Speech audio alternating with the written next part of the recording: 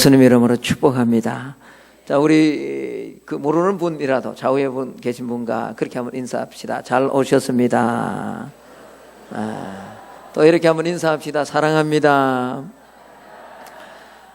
여러분, 전 진심으로 사랑하고요, 하나님의 사랑과 하나님의 복이 오늘 초청받아 온 여러분들에게 넘치시기를 바라고, 또 오늘 함께 예배드리는 우리 모든 성도님들에게도 그런 은혜가 있기를 먼저 예수님 이름으로 축복합니다. 오늘 우리 초청주일에 찾아주신 여러분을 진심으로 환영하고 사랑합니다. 또 축복합니다. 꼭 영생의 자녀들이 되셔서 이 하늘의 복, 예수 알므로 말미암아 누리는 복이 있습니다. 그냥 교회만 다니는 것이 아니라 하나님을 알 때, 진정으로 알아갈 때 세상 사람들이, 다시 말하면 예수를 알지 못할 때 전혀 모르던 그런 기쁨과 감격이 내 안에 있습니다. 여기 서 있는 목사 얼굴 보니까 좀 그런 뭔가 좀 있는 것 같지 않아요? 그 복을 누리며 살아가기를 꼭 예수님 이름으로 축복합니다. 제 친구가 이렇게 초청받아 왔는데 오늘 급한 일이 있다고 못 온다 그런 건 알아서 알아, 안 오시면 안 된다 그랬더만 오기는 왔는데 또 가버렸네요. 얼마나 바빴는지. 제 친구가 잠시 목양실에 올라와서 또 그렇게 이야기를 했습니다. 목사님, 세월이 가면 갈수록 얼굴이 점점 젊어집니다 그러더라. 그래서 제가 그랬죠. 그럴 수밖에 없죠. 제 안에 육신은 늙어가지만 제 안에 예수님이 있으니까 당신도 그 예수를 꼭 만나야 됩니다. 그렇게 제가 이야기했는데 오늘 설교 좀 듣다가 간다 그랬는데 가버렸네요. 오늘 초청받아온 여러분 안에 이 하나님의 사랑과 은혜가 꼭 여러분 경험하고 누리는 그런 복으로 연결되어지기를 예수님 이름으로 축복합니다. 교회는 세상과 다른 점이 있습니다. 사람들이 뭐 특별하게 잘생겼거나 살아가는 방법이 다른 것 아니죠. 우리 가운데 오늘 초청받아온 가운데 남편들이 있을 수 있고 가족들이 있을 수 있습니다. 그 아내가 뭐 다른 여자보다 특별히 잘생긴 거 아니잖아요, 그죠? 예수 믿어도 그런 게 다른 거 아닙니다. 뿐만 아니라 예수 믿는다고 해서 제가 경험해 본 바로는 도덕적, 윤리적으로 믿지 않는 사람들보다 탁월하게 뛰어나거나 특별하게 예수 믿는다고 해서 그런 윤리적이고 도덕적인 삶을 살아가는 것도 결코 아니더라라는 겁니다. 여러분, 교인들도 교회를 다니지 않는 여러분들처럼 하루에 밥은 3끼 먹습니다. 물론 배가 큰 사람은 한 4끼도 먹어요. 그러나 3끼 먹고요, 또 아프면 병원을 가야 되고, 교회 다니는 사람들도 명예를 얻기를 원하고 높은 자리를 얻기를 원하고 부자가 되기를 원합니다. 그리고 좋은 일이 있으면 교회 다니는 사람들도 기뻐하고요, 슬픈 일이 있으면 울기도 하고 낙심도 합니다. 때로는 해결되지 않는 문제 앞에 두려워서 덜덜 떨기도 하고요, 또 정말 불안해하며 좌절하는 그런 모습도 동일하게 예수 믿음에도 불구하고 그런 삶을 살아갑니다. 그런데 뭐가 그러면 교회와 세상이 다르냐? 여러분, 예수 만난 사람이 만나지 않은 사람과 다른 점 하나가 있다면 그건 바로 죽음에 대한 태도입니다. 그리고 영생에 대한 태도입니다. 어저께도 이제 우리 권사님 어머님 소천하셔서 몇 분이 이제 다녀왔는데 그 죽음 앞에 찬송하고 노래하고 찬양하는 종교는 기독교밖에 없습니다. 죽음이 두려움이 없는 것이 아니라 그 죽음 너머에 있는 세계를 기대하고 소망하며 살아가는 것이 예수 믿는 사람들의 세상 사람들과의 다른 점이고 특징이다라는 거죠. 여러분, 모든 사람은 언젠가는 이 세상을 다 떠나야 하는 순간이 옵니다. 함께하는 사랑하는 아내와도, 정말 놓치고 싶지 않은 사랑하는 자녀들과도 떨어져야 되는 그런 날이 옵니다. 아무도 피할 수 없는 현실입니다. 그러나 많은 사람들이 죽음을 두려워하면서도 실제 죽음 이후의 삶에 대해서 투자하는 사람은 많지가 않습니다. 참 그게 안타까운 거죠. 잠깐의 육체적 쾌락이나 유익을 위해서는 눈을 부릅뜨고 어디 맛 좋은 집이 있다 그러면 시간을 내어서도 막 그렇게 찾아가는데, 영혼을 위해서는 눈먼 사람처럼 무지하게 살아가는 사람들이 의외로 이 세상에는 많이 있다라는 거죠. 심지어는 가끔 이런 사람들을 봅니다. 자기가 가진 것 가지고 천년만년 살 것처럼 그렇게 생각하는 사람들을 보기도 합니다. 그러면 이 죽음과 죽음 너머의 세상을 아는 저로서는 그런 사람들을 바라볼 때 참 안 됐다, 좀 깨달았으면 좋겠는데 라는 이런 마음의 잔잔함과 애잔함이 저에게는 있습니다. 그런데 예수를 믿고 제대로 사는 사람은 그렇지 않습니다. 그 육체적 즐거움을 거부하는 게 아니죠. 이 세상에 즐거움이 있고 쾌락이 있기에 그 쾌락을 받아들입니다. 그러나 그 쾌락과 이 세상에 마치 천년 만년 살 것처럼 그렇게 삶을 살아가지는 않는다라는 거죠. 예수를 제대로 만난 사람은 반드시 죽음을 대비하고 영생을 대비하고 죽음 너머의 삶을 위해서 투자하고 준비하는 삶을 살아간다라는 겁니다. 여러분, 오늘 본문에 이 성경 마태복음에 어떤 한 사람이 나옵니다. 이제 어떤 한 사람은 오늘 다른 성경과 이렇게 병행구절이라 그러는데, 같은 내용을 소개하는 다른 성경에 보면 이 사람은 청년이에요. 오늘 이제 뒷부분에도 그렇게 한 사람이 나왔다, 그리고 뒷부분에 조금 넘어가면 이 청년이라는 표현을 씁니다. 그런데 이 청년은요 굉장히 부자였어요. 돈이 많았어요. 청년인데 돈이 많았어요. 그리고 관리였다 그랬는데 오늘로 이야기하면 고위 공무원이에요. 일반 말단 공무원이 아니라 고위 공무원이었다라는 겁니다. 뿐만 아니라 그는 어릴 적부터 법을 잘 지키는 도덕과 윤리, 종교적으로 결함이 없는 그런 삶을 살았습니다. 오늘날로 이야기하면 이런 청년을 뭐라고 하죠? 엄친아라 그럽니다. 그렇죠? 엄친아 몰라요? 엄마 친구의 아들. 사이 삼고 싶다는 거죠. 너무 돈도 많고 직장도 좋고 성품도 좋고 인격도 있으니까 뭐죠? 엄마 친구의 아들이. 엄마들이 늘 그렇게 이야기하거든요. 자기들 아들한테 내 친구의 아들은 이렇더라. 그렇죠? 그래서 엄친아예요. 그렇죠?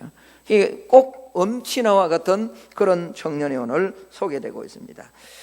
그가 어떻게 젊은데도 불구하고 부자가 되었는지 성경은 말씀을 하고 있지 않습니다. 그런데요, 일반적으로 오늘 우리가 유추해 보면요, 일반적으로 젊을 때 이게 부모로부터 유산을 많이 물려받아서 돈이 많든지 물질이 많든지, 아니면 자기가 노력을 해서 젊어서 물질이 많든지, 일반적으로 젊을 때 물질이 많은 친구는요, 좀 죄송합니다, 세상적인 표현을 좀 써야 되겠습니다. 버릇이 없어요. 시건방져요. 그렇죠? 얼마나 그만하고 거들먹거리는지 몰라요. 좀 젊을 때 가진 것이 있다고요. 그런데 오늘 이 청년은요, 젊을 때 부자고 고위 공직자임에도 불구하고 율법적, 오늘로 이야기하면 도덕과 윤리적인 삶에 흠이 없을 정도로 굉장히 모범적인 그런 청년이었다라는 겁니다. 여러분, 이렇게 한번 생각해 보면 이 청년은 뭔가 삶에 전혀 부족함이 없을 듯한 그런 아주 멋있는 그런 청년 아닙니까? 멋있는 사람 아닙니까? 많은 돈이 있고 재물이 있고 높은 자리가 있고 도덕적으로 또 신앙적으로도 율법적으로도 어느 정도 신앙을 가지고 그렇게 살아간다면 전혀 부족함이 없는 것 같은 그런 청년임에 틀림이 없습니다. 그런데 오늘 이 청년의 심령에도 무언가 아직 채워지지 않고 풀려지지 않는 한 가지 의문점이 자리 잡고 있었습니다. 그 의문점은 다름이 아니라 인생의 근본적인 문제죠. 기독교의 근본 진리인 영생과 구원에 대한 의문점이었습니다. 쉽게 이야기하면 인간이 어떻게 하면 영원한 삶을 살 수 있을까? 죽지 않고 영원히 살 수 있을까라는 그 영원을 향한 노스텔지아, 향수입니다.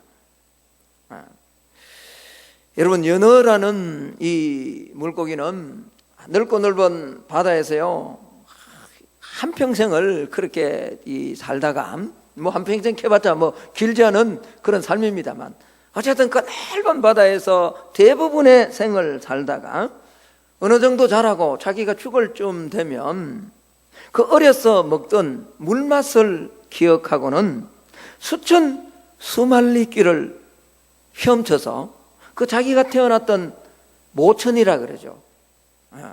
그 천으로 여러분 그 내셔널 지오그래피나 이런 걸 보면 가끔씩 소개가 되잖아요. 때로는 막 몸이 다 부서집니다. 장애물을 넘고 자기가 태어났던 그곳을 향해서 그렇게 회개합니다. 나침판이나 이정표도 없이 수만리 돌아다니다가 그 자기가 태어난 곳을 찾아온다는 것, 참 신기하고 신비한 그런 모습입니다. 여러분, 이것을 가리켜서 회귀 본능이다 또는 회양병 노스텔지어다, 자기가 태어난 그곳을 뭐죠? 그리 위해서 그곳에 간다는 거죠. 우리나라가 여행 자유화가 된 게 아마 제가 알기로는 1988년도인 걸로 제가 알고 있습니다. 그전에는 뭐 아무나 여행을 바깥으로 나가서 여행할 수 없었습니다.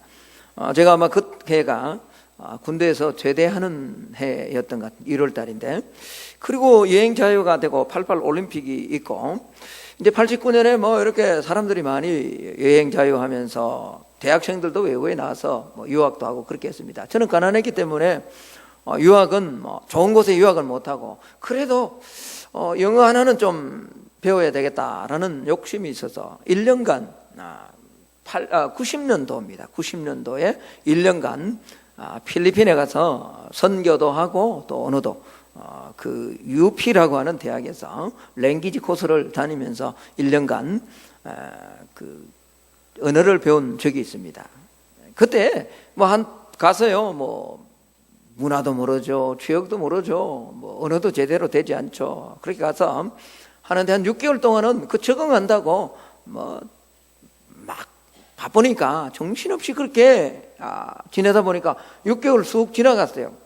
그리고 아마 6개월 내지 7개월 정도 된 것 같은 어느 날 이제 학교에서 공부를 하고 3명이 갔는데, 함께 갔는데 이제 돌아왔습니다. 돌아와서 저녁을 먹고 이렇게 해가 뉘엿뉘엿 열대지방에 해 넘어가니까 이게 좀 처량해요. 구슬퍼요. 노을을 보면 굉장히 마음이 좀 이렇게 서글퍼요. 밝은 맛이 안 나고 좀 마이너스로 좀 슬퍼요. 근데 그 창밖을 보고 있는데 집에 가고 싶다는 생각이 막 갑자기 드는 거예요. 그런데 이제 이때부터 한 달 동안요 얼마나 힘든지 몰라요. 공부도 안 되고 뭐 하고 싶은 밥도, 심지어는 밥도 먹고 싶지 않아요. 그 나중에 이제 친구 가운데 하나는, 같이 갔던 친구 하나는 결국은 1년을 못 채우고 7개월째인가 보따리 사고 가버렸대요. 난 집에 난 도저히 못 견디겠다. 그렇게 가버렸대요. 여러분, 사람의 마음속에는요 이걸 향수병이라, 노스텔지아라 그러는데, 향수병이라 그러는데, 사람뿐만 아니라 동물들 가운데도 이런 회귀성 마음을 심어 주었다라는 겁니다. 그렇습니다. 인간은 마음 깊은 곳에 자기가 온 곳을 향해서 돌아가고파 하는 본능, 영혼을 사모하는 노스텔지아를, 향수병을 다 가지고 있다는 겁니다. 그래서 아무리 높은 벼슬을 하고요 또 물질적으로 풍성한 삶을, 돈을 많이 벌어도 이 영의 문제가 해결되지 않으면, 다시 말하면 영생과 구원에 대한 문제가 해결되지 않으면 사람은 진정한 만족을 느끼지 못합니다. 잠시 잠깐 확 하다가 혼자 있으면 뭐죠? 두려운 거예요. 혼자 있으면 공허한 거예요. 혼자 있으면 뭔가 쓸쓸한 거예요.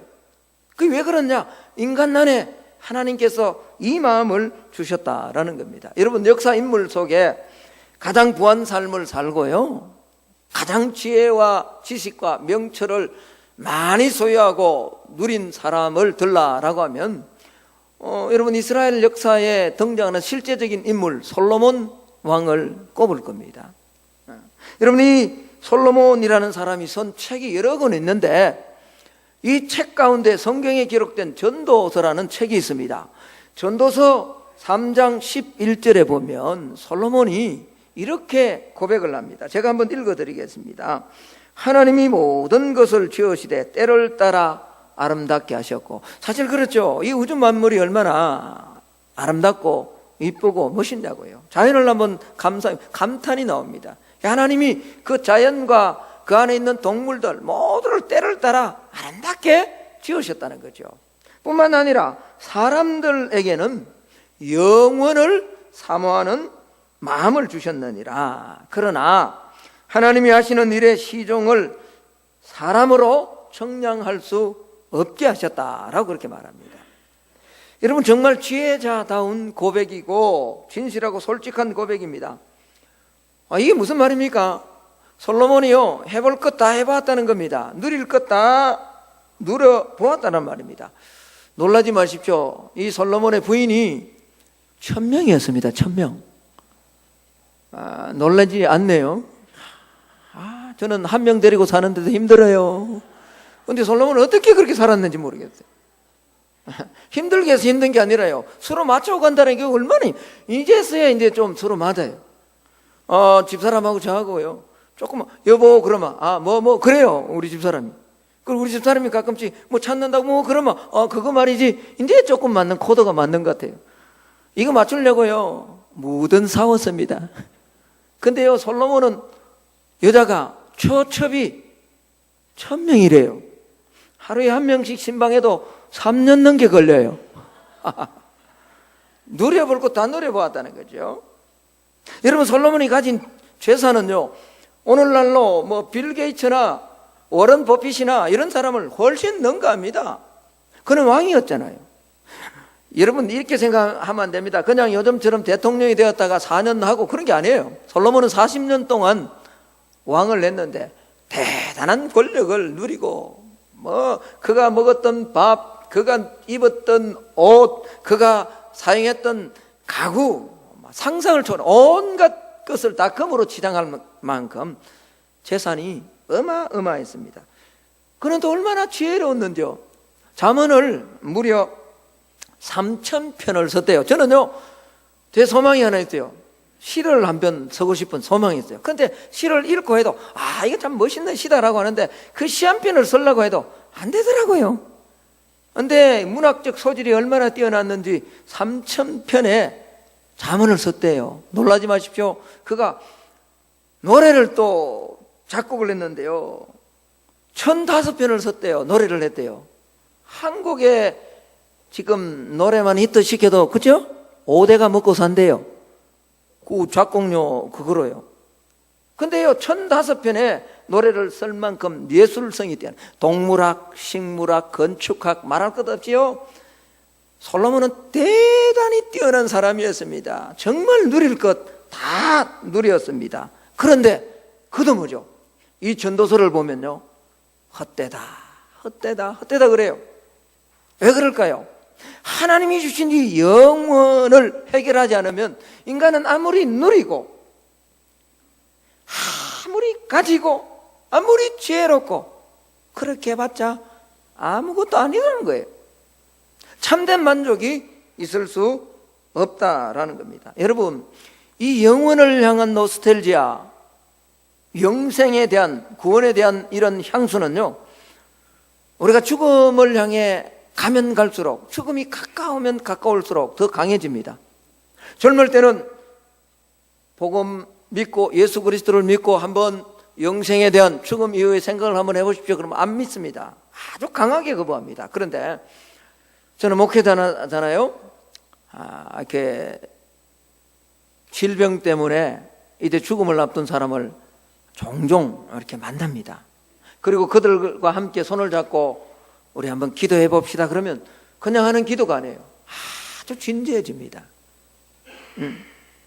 이 말은 무슨 말일까요? 사람은 누구나 예외 없이 인간 마음 깊은 곳에 이 영혼을 사모하고 영혼을 향하는 마음을 하나님이 주셨다는 이 솔로몬의 말이 틀린 것이 아니라 진실이다라는 것을 반증해 주고 있습니다. 여러분, 레미제라블이라고 우리나라에서는 장발장으로 그렇게 번역된 소설이죠. 이 소설로 유명한 프랑스의 소설가이자 또 시인이자 극작가인 빅토르 위고라는 사람이 있습니다. 이 빅토르 위고가 이런 이야기를 냈습니다. 제가 한번 읽어드릴게요.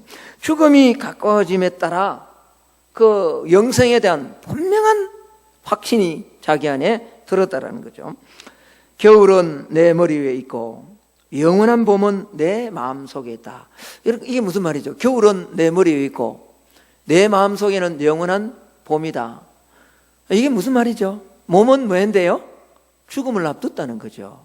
그런데 마음은 뭐라고요? 여전히 청춘이에요. 저도요, 지금 나이가 50세인데 저 그래 안 보이죠? 내 나이가 50세인데 제가 운동하면요 마음은 아직 청년이에요. 그래서 운동하러 갔다가요 철봉대로 젊은 청년이 막 올라갔다 내려갔다 막 하길래 나는 할 수 있을 거로 생각했어요.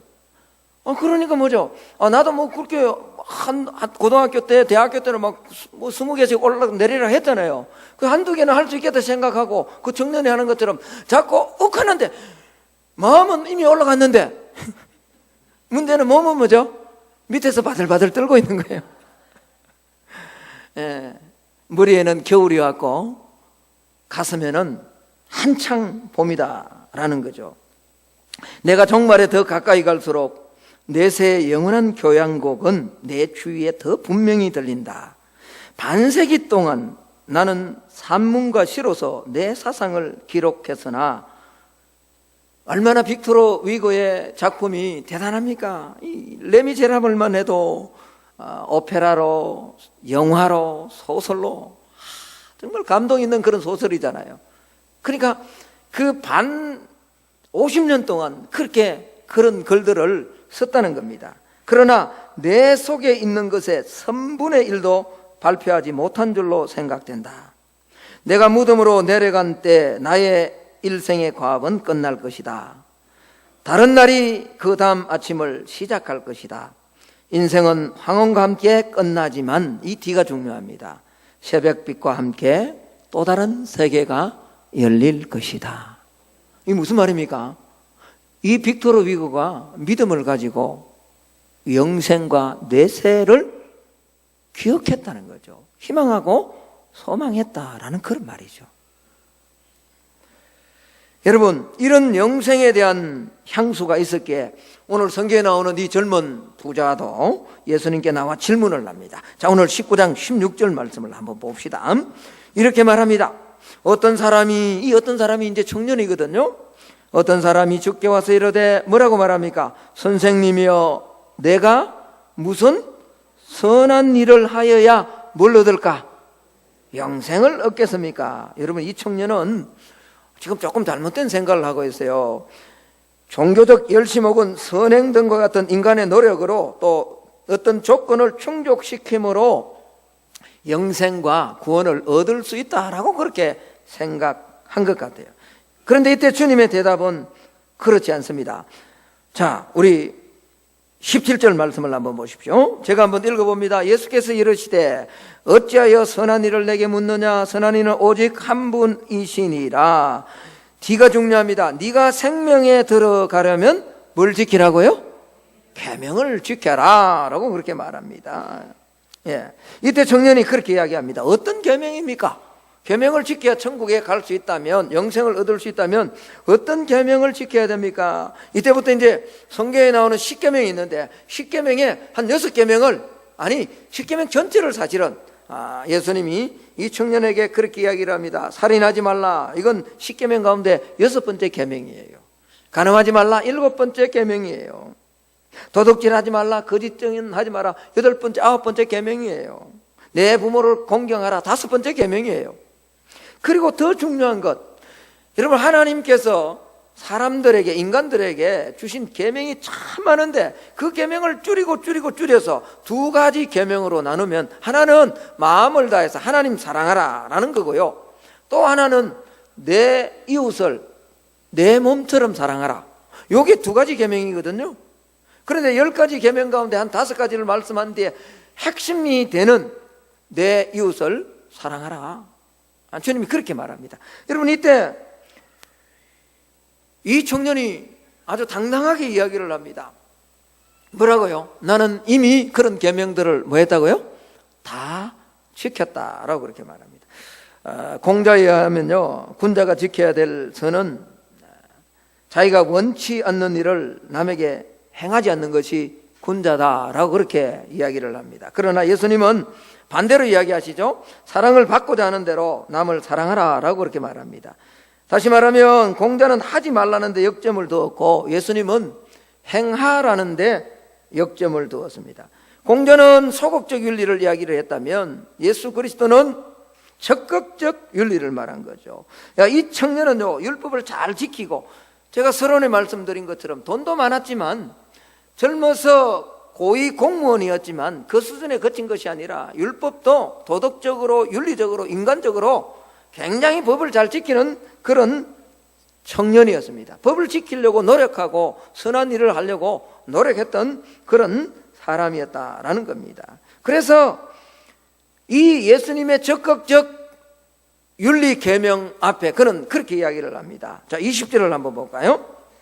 20절 우리 같이 한번 읽어볼까요? 20절입니다. 같이 한번 읽습니다. 시작. 그 청년이 이르되 이 모든 것을 내가 지켜 사온데 아직도 무엇이 부족합니까? 다 지켰다는 겁니다. 율법을 다 지켜서 내게는 부족함이 없다라고 그렇게 반문을 합니다. 여러분, 여기에 이 청년의 잘못된 영생관과 구원관이 있다라는 겁니다. 이 청년은 선행을 통해서 구원을 얻을 수 있다라고 확신하는 거죠.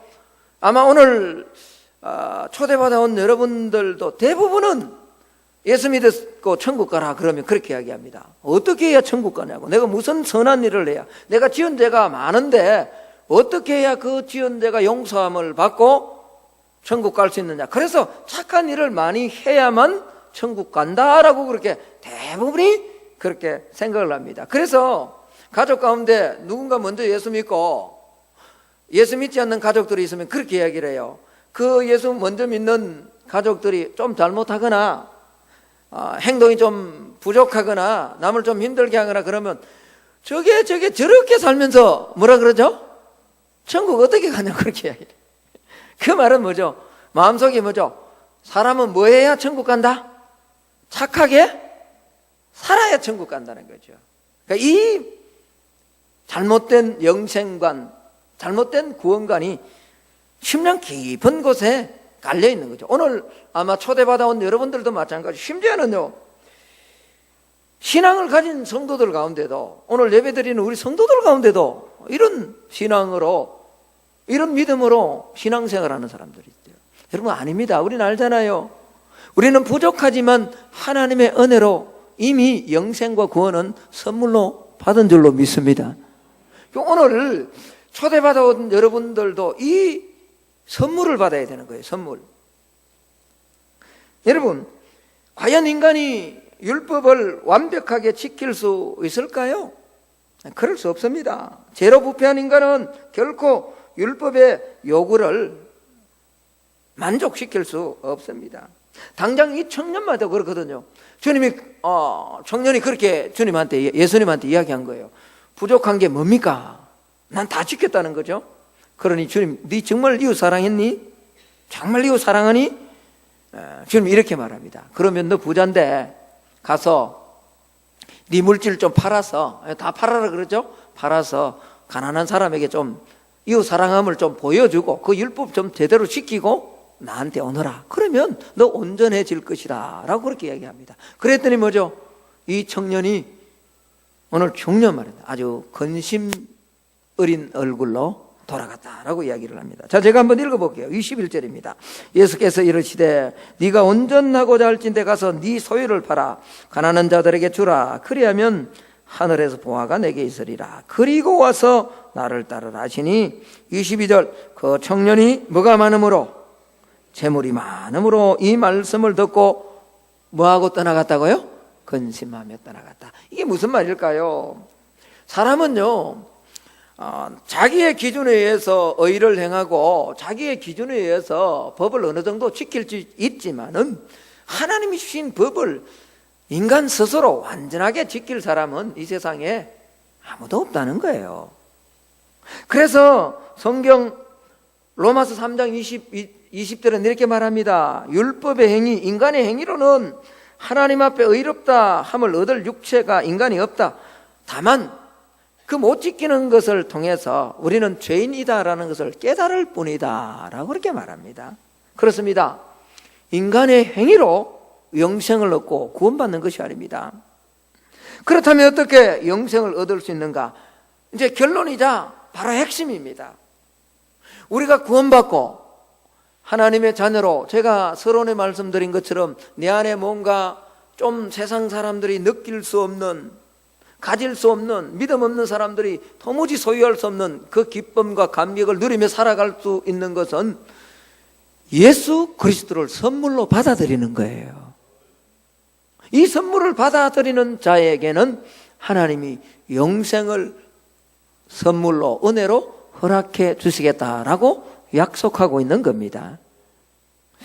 그래서 성경은 주 예수를 믿으라, 그리하면 너와 내 집이 구원을 얻을 것이다. 오늘 초대받아온 여러분, 예수 그리스도를 영접하고 믿는 그런 은혜가 있기를 주의 이름으로 축복합니다. 영접하는 자고 그 이름을 믿는 자들에게는 하나님의 자녀가 되는 권세를 주셨다라고 말하고 있습니다. 그렇습니다. 영생은요, 이 구원은 노력으로 얻는 게 아닙니다. 선한 일을 했기 때문에 구원을 얻는 게 아닙니다. 물론 구원받은 자는 선하게 살려고 노력을 해야 됩니다. 아무렇게 살아라는 말이 절대로 아닙니다. 예수 믿는데도 아무렇게 산다면 그건 제대로 믿지 못한 거죠. 그러나 그것 때문에 구원이 좌우되는 것은 아니라는 거죠. 성경은 분명하게 선포합니다. 이 구원 얻고 영생 얻는 것은 하나님의 선물이라고요. 여러분, 선물은 내 노력으로 얻어지는 것은 선물이 아닙니다. 그렇죠? 선물은 어떤 게 선물이죠? 누군가로부터 줄 때 그저 받는 것이 뭐죠? 선물이에요. 하나님께서 아들 예수 그리스도를 이 땅에 보내시고 십자가에 달려 죽게 하심으로 이 모든 인류 안에 해결할 수 없는 죄 문제, 이 모든 문제를 다 해결해 주셨다. 그러니 그 예수 그리스도를 믿음으로 너희 안에 구원과 영생이 있을 것이다 라고 우리 하나님이 약속해 주셨습니다. 오늘 초대받아온 여러분, 꼭 이 예수 그리스도를 선물로 믿음으로 받아들임으로 여러분의 삶에 영원한 생명인 구원과 영생을 누리는 그런 복이 있기를 주의 이름으로 축복합니다. 말씀의 결론을 맺습니다. 이 부자 청년처럼 저와 여러분의 모두의 마음속에는 영원을 사모하는 마음이 있습니다. 그래서 영원한 생명인 영생을 가슴속 깊이 모두가 소망하고 있습니다. 그런데 이 부자 청년처럼 자신의 선행이나 자신의 노력으로 구원을 받을 수 있다라고 생각한다면 오늘 여러분들도 돌아갈 때 마음속에 또다시 근심된 빛을 안고 돌아갈 수밖에 없을 겁니다. 그러나 나의 지식, 내 생각, 내 주관을 내려놓고 하나님이 주실 때, 선물로 주실 때, 그래, 나는 받을 자격이 없어. 그러나 이건 선물이니까 내가 한번 받아보자 라고 이 선물을 받는 자에게는 하나님이 베푸시는 영원한 생명, 영생, 구원의 복이 반드시 그의 심령 가운데 임할 줄로 확신합니다. 오늘 언론 초대받은 여러분 안에 하나님이 오늘 내미시는 이 구원의 손길을 놓치지 마시고 굳게 붙들어 일평생에 인간의 기쁨이 아니라 하늘의 기쁨, 하늘의 감격을 삶 속에 누리며 살아갈 수 있는 오늘 초대받아온 우리 모든 성도들이 될 수 있기를 예수님 이름으로 축복합니다. 제가 한번 기도 드리겠습니다.